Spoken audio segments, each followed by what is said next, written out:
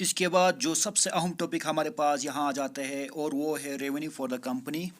اور دیکھیے جو کمپنی جو تھی وہ دیوان بن گئی.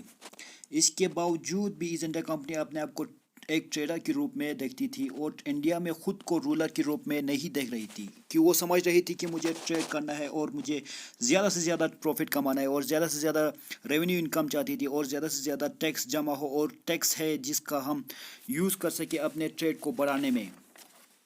لیکن اس کے باوجود وہ ٹیکس کو بڑھانا چاہتی تھی کمپنی، لیکن وہ ریگولر سسٹم قائم نہیں کرنا چاہتی تھی ٹیکس کلیکشن اور اسسمنٹ کا. یعنی کمپنی جو ٹیکس کلیکشن کا اور اسسمنٹ کا جو پروسیس ہے اس سے سائڈ رہنا چاہتی تھی کہ کس طرح میرے پاس پیسے آ جائے اور اسی پیسے سے ٹریڈ کرے اور ٹریڈ سے پروفٹ کماؤں. یہ بس کمپنی کا موٹیو مقصد تھا اور مین ایجنڈا تھا کمپنی کے لیے. جو کمپنی تھی یعنی کمپنی جو ٹیکس کلیکشن اور اسسمنٹ کا جو پروسیس ہے اس سے سائڈ رہنا چاہتی تھی. ہمیشہ یہ کوشش کرتی رہتی تھی جو ریونیو ہے جتنا بڑھایا جائے، جتنا ہو سکے فائن کاٹن اور سلک کلوتھ کو خریدا جا سکے اور جتنا سستا خریدا جائے. اور 5 سال کے اندر جو ویلیو تھا گڈس کا بنگال میں، جو کمپنی بنگال سے خریدا جا رہا تھا، اس کی دام دگنا ڈبل ہو گیا. مان لیجئے جو سامان پہلے ایسٹ انڈیا کمپنی 100 روپے کا خریدتی تھی وہ 200 روپے کا سامان خریدنے لگا. اور 1865 سے پہلے جو ایسٹ انڈیا کمپنی تھی اس کو انڈیا میں سارے سامان گولڈ اور سلور امپورٹ کر کے خریدنے ہوتے تھے. یعنی وہ برٹین سے گولڈ اور سلور پہلے امپورٹ کرتی تھی اور اسی سلور اور گولڈ سے چاندی اور سونے سے کیا کرتی تھی، یہاں کی بیپاریوں کو پیمنٹ کرتے تھے. جب اس کے پاس دیوانی کا رائٹ آ گیا بنگال کا اور جو ریونیو کلیکٹ ہو رہا تھا اور اسی ریونیو سے وہ اپنے گڈس خرید سکتے تھے. پہلے وہ سامان خریدتے وقت لوگوں کو سونا دیا کرتی تھی اور چاندی دیا کرتی تھی برٹین سے لا کر، اور جب یہی سے ٹیکس کلیکٹ کرنا شروع ہو گیا تو اسی پیسے سے سامان خریدتے تھے ایکسپورٹ کرنے کے لیے، برٹین بیچنے کے لیے.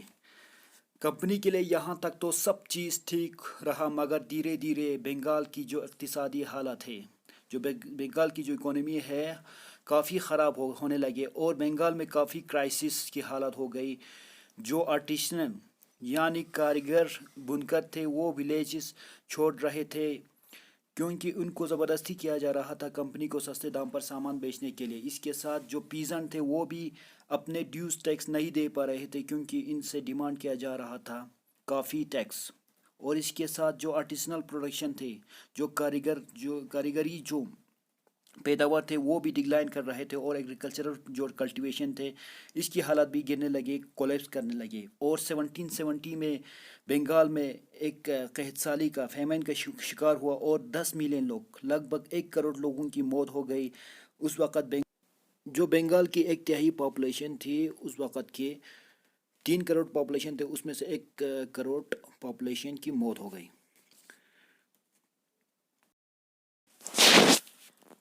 اب اس کے بعد نیکسٹ ہمارا اس میں ٹاپک آ جاتا ہے the need to improve agriculture. تو اوپر ہم نے دیکھا جو بنگال میں حالت تھی وہ بالکل خراب تھی ایسٹ انڈیا کمپنی کی وجہ سے. لوگ ایگریکلچر نہیں کرنا چاہتے تھے، لوگ آرٹیشن کا کام بھی نہیں کرنا چاہتے تھے کیونکہ ایسٹ انڈیا کمپنی نے بنگال کے لوگوں کی حالت اتنے بد سے بدتر کر دیے تھے. اس ٹاپک کو آج ہم اسی پہ اینڈ کرتے ہیں. نیکسٹ ویڈیو میں the need to improve agriculture پہ ڈیٹیل میں ایک اور ویڈیو بناؤں گا. آئی ہوپ آپ لوگوں کو سمجھ میں آیا ہوگا. If any students have any queries related to this chapter, please contact me in the class WhatsApp group or on my number. Thank you very much.